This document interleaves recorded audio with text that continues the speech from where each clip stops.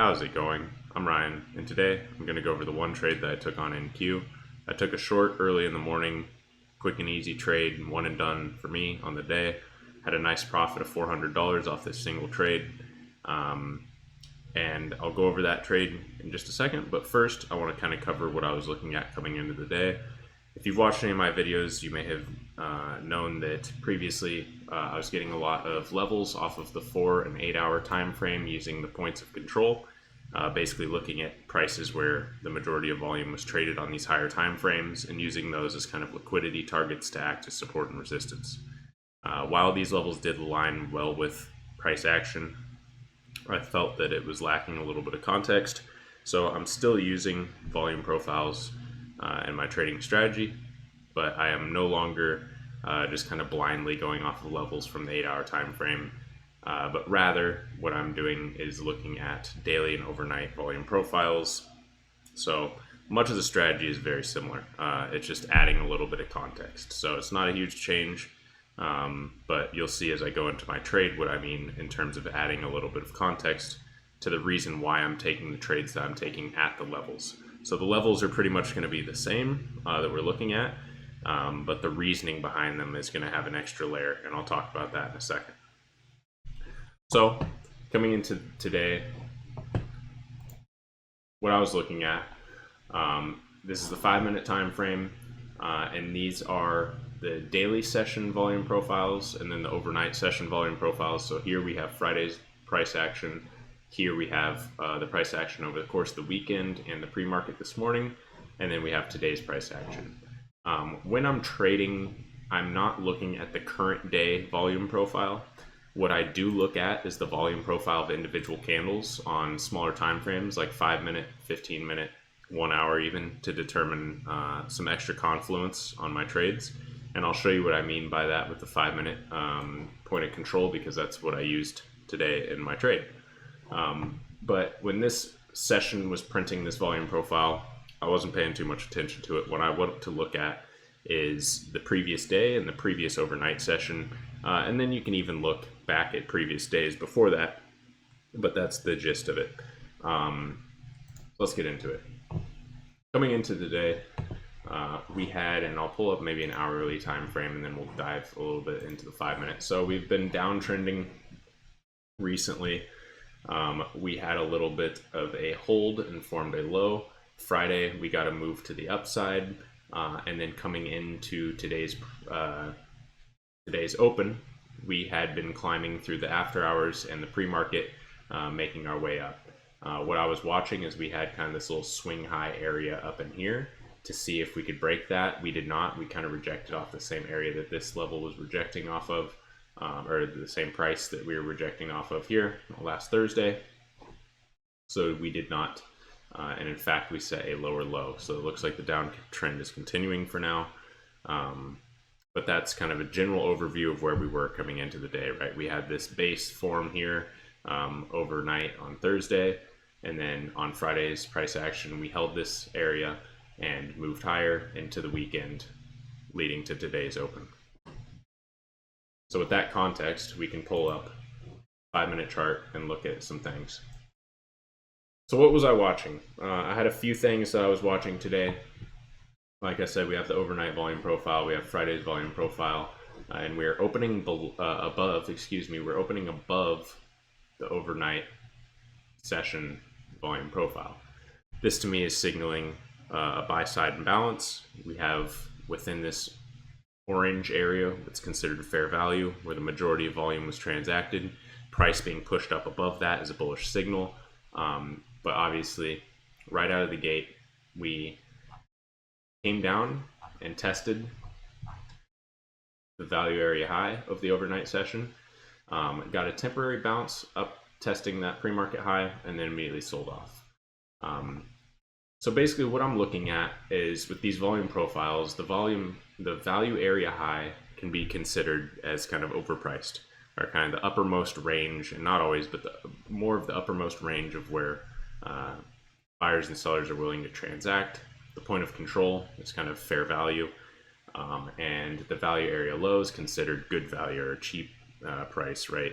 that's where there's more likely to be a lot of buyers willing to buy at these relatively cheap prices, right? Not 100%, as you can see. The value area low today, price crashed right through it. So there was obviously not a ton of buyers here keeping price up. Let's get into it. So like I said, we held temporarily. I was waiting to see if we continue to move up or if we pulled back into the previous area, previous overnight session value area, and then based my trades off that. What we did is we broke immediately through that value area high and the point of control. We broke it, we came up, we retested it, formed a new low. I'll zoom in so it's a little clearer. Formed a new low, and then we came up to retest it again. And as we were looking weak, I entered a short right here with 6 contracts, looking for a 30-point move for my first trim, and then my runner was set a little bit below the low of the day, thinking that if we could not hold this point of control, most likely we were going to rotate to this value area low. And this is kind of a concept that's common in volume profiles, is looking at rotations between essentially the point of control and value area high or value area low. So for example, you could see, price is strong here, we hold that point of control and we rotate to that value area high. Price holds that value area low and eventually rotates to that point of control. It can't hold that point of control and it rotates back down to value area low. Once it does hold it, it rotates up to value area high, etc., etc. And this is just thinking of like value area high is overpriced, fair value underpriced. So you can see how price is reacting to these levels and then kind of expect rotations between them because these are areas of high liquidity, if that makes sense.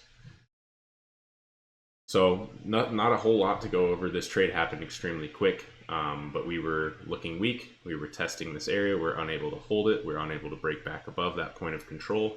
So I was looking for a continuation of this sell-off. Now, my move looks pretty minor when you look at the scale of today's move, but that's well over 1,000 points. So, not quite 1,000, about 1,000.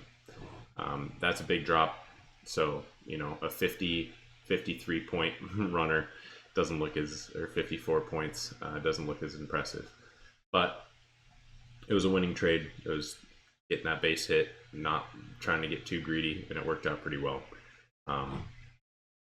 So like I said, I was watching for us to react to this point of control. We broke below it, we retested it, we were looking weak. I was expecting us to rotate, continue our downtrend, and that's why I took a short there.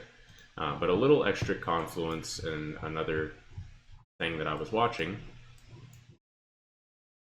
was this right here. So this is looking at the points of control for these 5-minute candles. And what do we have, right? We have this big selling candle and its point of control kind of matches right with the overnight point of control. That makes sense because that's the price at which the most volume was transacted in that overnight session. So you'd expect a lot of buyers and sellers to be present in that area still. And we closed below that level. That's indicating weakness because if this was all buying volume, price wouldn't have gotten pushed lower, right? Then we have kind of this doji candle. We set a new low with that, so still continuing that weak trend, but the point of control there didn't tell us a whole lot, kind of right at the closing level, kind of right at that previous low of the previous 5-minute candle. So not a lot to gain off this other than it did wick off that point of control and close lower. So that was a little bit of an indication of continued weakness. Then we came up and we tested it on the 5-minute candle here, the following 5-minute, I will say, and we see that point of control shift back up to this previous bearish candle and to that point of control as well. That tells me that price is coming up and testing this area. It's unable to close higher. It's looking weak in this area and there's a lot of volume up there. This is indicating to me there's sellers still present in this area keeping price down. And then we can also look at the 1-minute. So we had confluence, we had the idea of the break and retest this point of control and rotation back down into the value area low. We had the point of control on the 5-minute candle showing us weakness. And then I will also pull up the 1 minute because I was watching the 1 minute on this. And this is kind of the final little piece of the puzzle that I was watching. We have this little temporary bounce. We're selling off. We form a hammer here and a hammer here, and we start to move up. But what did I notice is that we had an attempt at a bounce like right here, right? We had an attempt, move to lower, set a new low. Then we come up and we test this same level. We get increased volume, but we have weak price action. That candle body's small. The wick up top shows that we tested this area that we couldn't close above before, and we can't close above it now.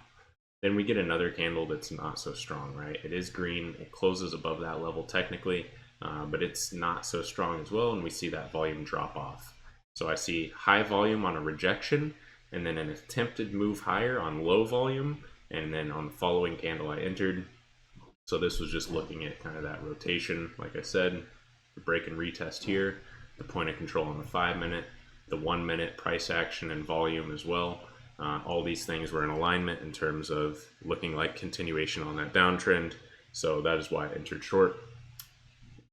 I had my stop above this swing high. So I entered, I placed an order here, sell limit. My stop was just above that wick. I gave it a few extra points just to be safe. So I had about a 20 or 19 point stop, I believe it was. My first target's that 30 points. That's just kind of the base take profit. I like selling 5 contracts at 30 points. It's a nice clean $300. And then I will adjust my runner as I see fit. And I just put my runner below low a day, expecting that continuation downwards. Now, of course, I didn't know to the extent that we would sell off. Otherwise, I would have captured a little bit more, right? But we can't predict these things, or I'm not claiming to be able to predict exactly where price is going to go. So I was happy with a 30 point take profit and like a 53 point take profit for $400 on the day. We're happy with that. One and done real quick, first 15 minutes of the day. But just to point out how these volume profiles can be pretty powerful, you can see when we did sell off and make an eventual bounce, you can see it was right off the value area high of Friday's session, almost to the exact point. And that led to about 200 point run. So pretty significant bounce off that level. You look at the point of control from Friday. What did we have? We had some consolidation. We had a temporary bounce, then we broke below, then we reclaimed it and moved higher. It doesn't look like a lot, but it's nearly 100 point move. So you can definitely catch a little bit of that and make some profit, even if you're trading against the trend here. And then the value area low of Friday really just didn't have much reaction. It sold right through it. So basically what I'm looking for is I'm looking for these areas that I'm interested in price reacting to. And then I wait for 5 minute confirmation. And then I look at other things such as the 1 minute. And then I look at like the volume profile of those individual candles to give me a little bit extra confluence and idea of what might be going on. So yeah. Not a whole lot changed, right? I'm using the same kind of strategies that I was using before, but I'm using these volume profiles as just a little extra context behind my trades and reasoning behind doing what I'm doing. Looking to recover, right? Last Friday, I went on tilt. I overtraded. I was less than $60 from getting my first payout and just had a really bad day. So coming into today, being decisive, entering a trade, managing it well. I mean, it was an easy trade. I didn't really have any drawdown. There's nothing really to sweat, but I was happy with the execution today, and that's all I can ask for. So really trying to detach myself from the wins and the losses, and more so just, am I doing what I want to do in terms of following my game plan and executing as I should and staying true. And we did all those things today and we were rewarded for it. So that's all I can ask. I'm happy to have my first day back after last Friday's loss be a nice, comfortable win. That's all I got. We will be continuing to trade through this week. It has been an absolute crazy market. I will say, actually, another thing I was watching is potential rejection up here, just because we had a ton of volume aligning across multiple days, right? We see multiple days. We have a high volume node here, high volume node here, high volume node here, value area low here, value area high here. So we had a ton of volume kind of right in this like area, and we didn't get to see what would happen up there because price never came even anywhere close. So we can delete that for now as we're comfortably below it, but. That's all I got. Thank you very much. I do trade live Monday through Friday. If you want to stop by, feel free. Would love to have you in the stream. Other than that, that's all I got. Hope you have a great day. Peace.